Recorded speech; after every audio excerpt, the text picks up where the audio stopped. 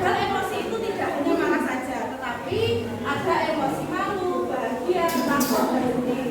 biasanya kalau seseorang mengalami emosi, contohnya emosi bahagia, itu dalam diri akan mendorong secara fisiologi itu secara nyata ya. Misalkan kita senang, secara tidak langsung diri kita itu akan mendorong secara nyata untuk tertawa, tersenyum seperti itu. Kemudian untuk emosi sedih itu secara langsung, boleh minta tolong diperhatikan ganteng. Kalau emosi sedih itu biasanya mendorong seseorang untuk berperilaku menangis, misal sedih terus nangis, terus cemberut ya. Jangan terus emosi mungkin sedih loh. Nah, pasti seperti itu. Selanjutnya, tentunya anak-anak pernah mengalami emosi, ya apa enggak? Ya. Bobi marah, bobi sedih, bobi senang, terus kesengsem, ya loh. Pasti pernah mengalami emosi. Banyak orang mengidentifikasi emosi sebagai sesuatu yang negatif. Contohnya emosinya. Oh iya. Diterima dulu deh. Udah melanjutkan ya. Padahal emosi itu tidak hanya berkaitan dengan emosi yang negatif seperti marah itu tadi. Padahal emosi itu ada positif, emosi yang positif. Nah, kemudian dari emosi-emosi itu tadi, sebenarnya emosi itu dibedakan menjadi 3 jenis emosi ini. Yang pertama, emosi yang berkaitan dengan perasaan. Misalnya perasaan dingin, panas, hangat, sejuk, dan sebagainya. Bentuknya emosi ini, attention please.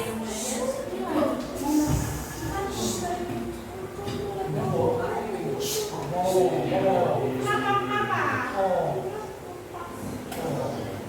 Ya tolong dengarkan dulu sebentar ya. Sudah lanjut ya. Oke. Ada 3 jenis emosi. Yang pertama itu emosi yang berkaitan dengan perasaan, emosi yang berkaitan dengan kondisi fisik, emosi yang berkaitan dengan kondisi psikologis. Emosi yang berkaitan dengan perasaan ini contohnya perasaan yang kita rasakan itu dingin, panas, hangat, sejuk dan sebagainya. Munculnya emosi ini lebih banyak dirasakan ketika langsung dengan faktor fisik ya. Misalnya cuaca, kondisi ruangan dan tempat di mana individu itu berada. Kemudian emosi yang kedua adalah emosi terkait dengan kondisi fisiologis. Nah, untuk kondisi fisiologis ini, misalnya ketika kalian sakit, kemudian meriang, kemudian misalkan kena barang, itu kan juga kalian akan merasakan suatu emosi.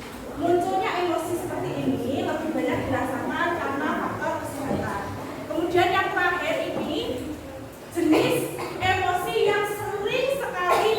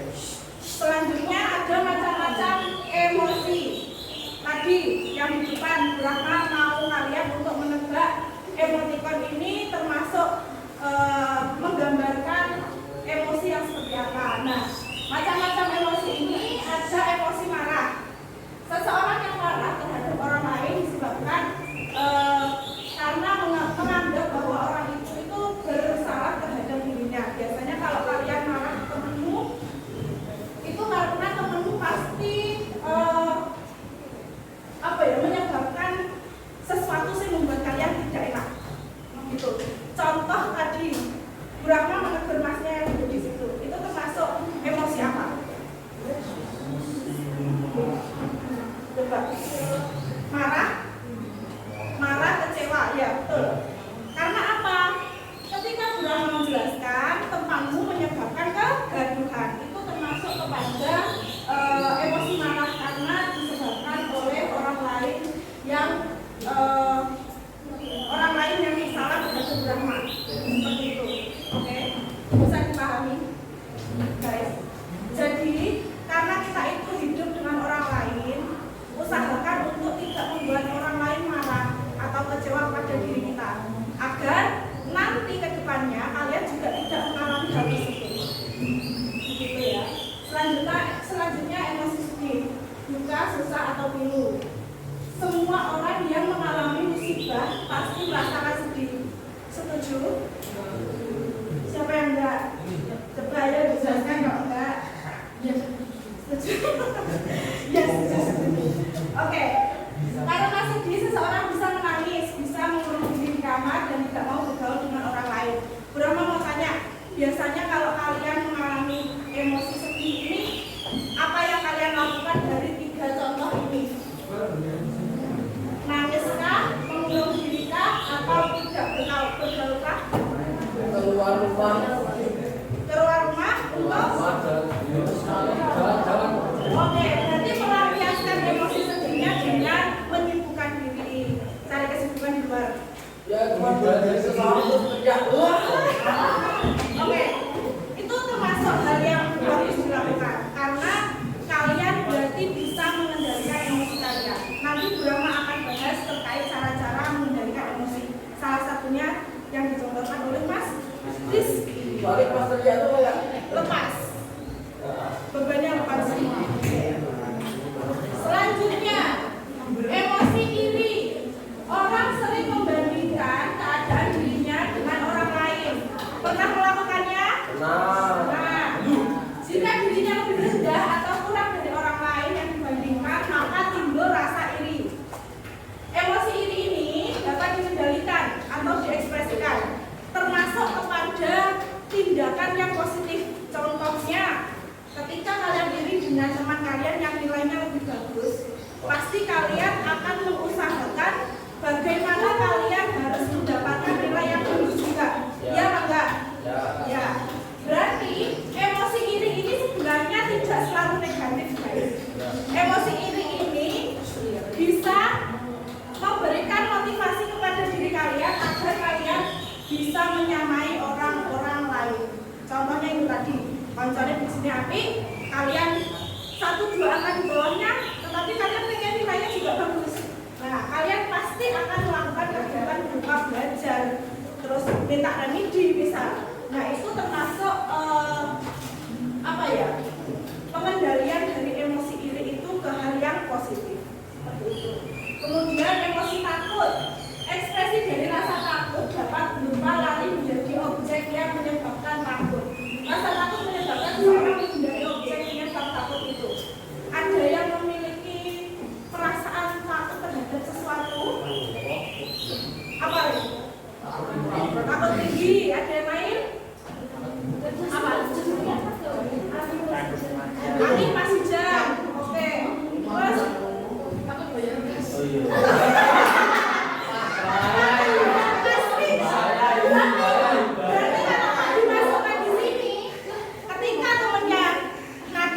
Pasti masuk dulu ya.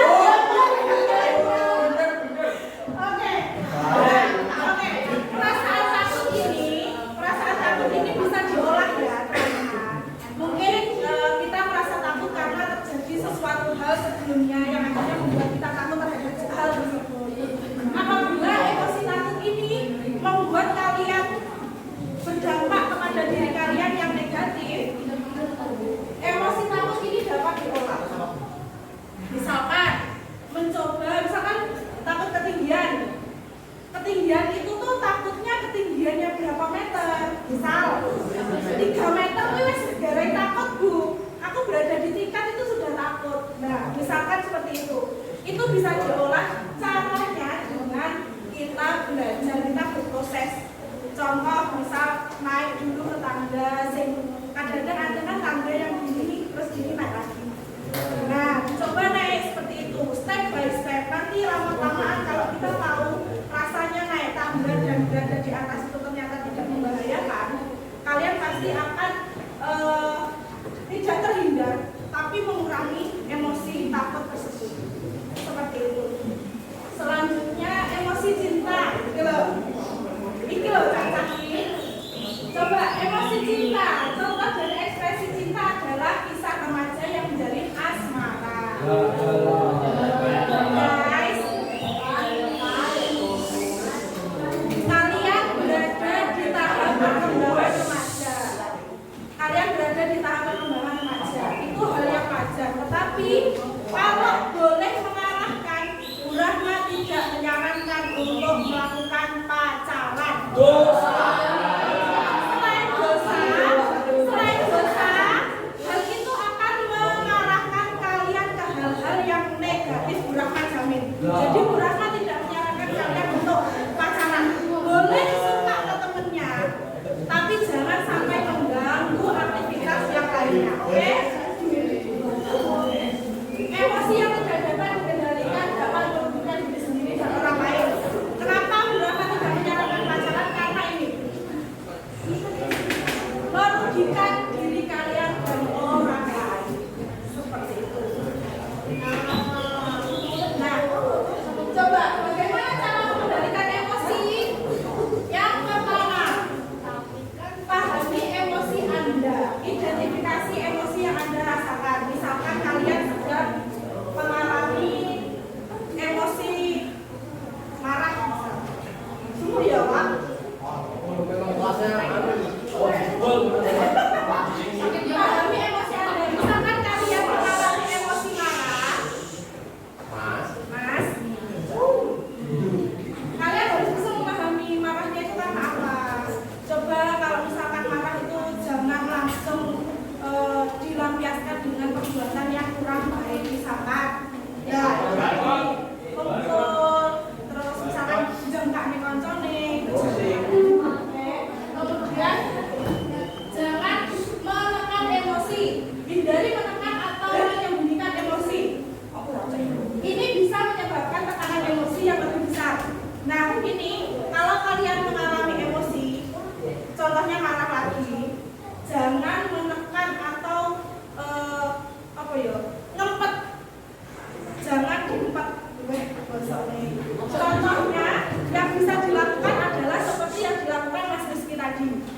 Ketika marah, kendalikan diri, jangan langsung melakukan sesuatu yang kurang baik. Misalkan tadi Mas Rizky ngontrolnya dengan pergi keluar karena rumahnya dekat sawah, akhirnya ke sawah, di sawah sendirian terus bengong. Nah, itu termasuk cara untuk menghindari tekanan emosi. Ketika kalian tidak bisa mengontrol emosi kalian, terus kalian gak iso meluapkan, nanti di kemudian hari ketika kalian mengalami sebuah hal yang akhirnya membuat kalian emosi lagi, bisa saja emosi sebelumnya itu meledak lebih parah lagi. Jadi, misalkan kalian mengalami emosi-emosi itu, bicaralah dengan teman yang dipercaya atau mengikuti cara dari Mas Rizky tadi. Sholat, curhat ke Gusti Allah, apa ke temannya yang bisa dipercaya. Besti, kamu bersekian kok bukan dulu.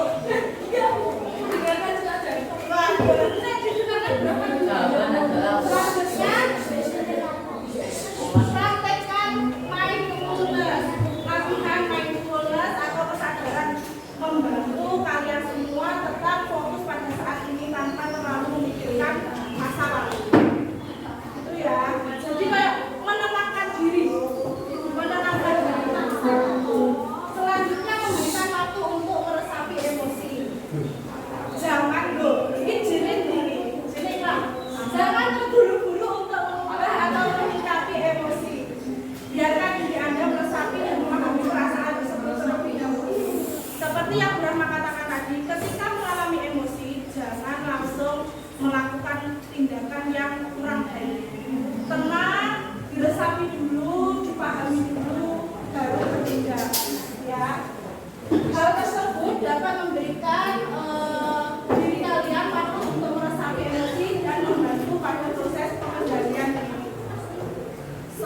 Selanjutnya, kenali pemicu emosi. Coba Mas baca yang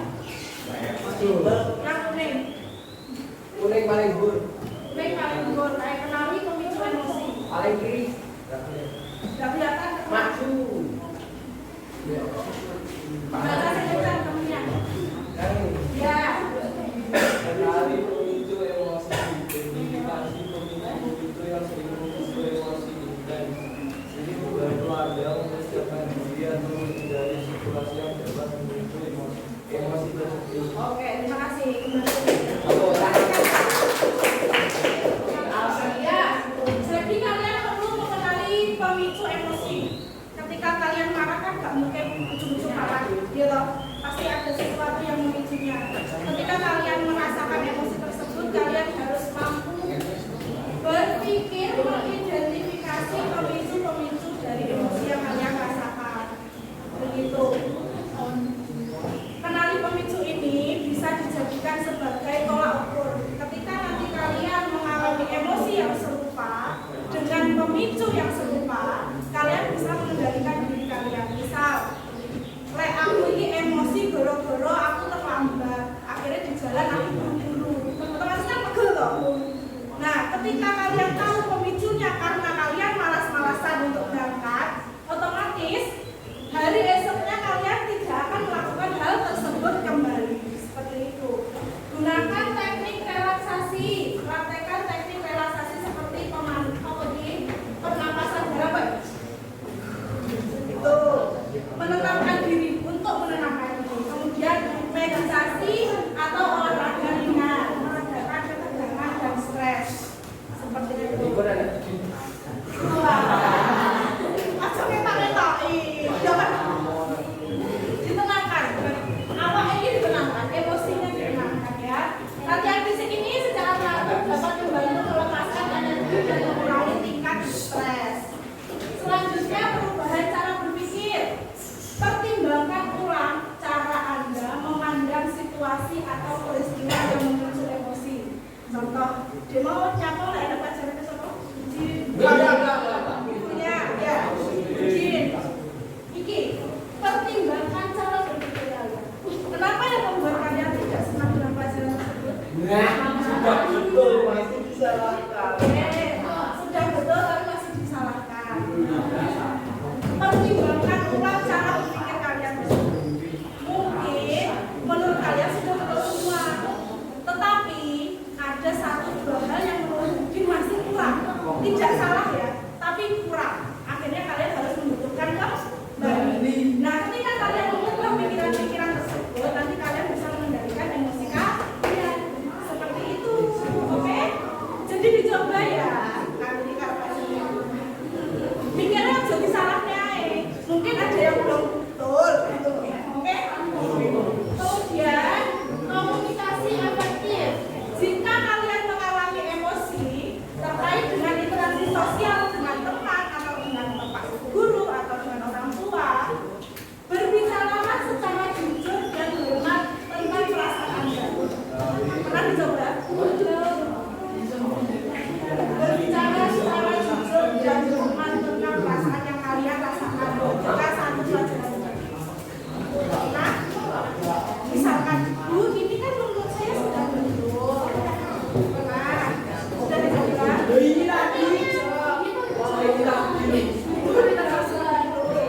Mungkin alasan kalian yang belum bisa menerima.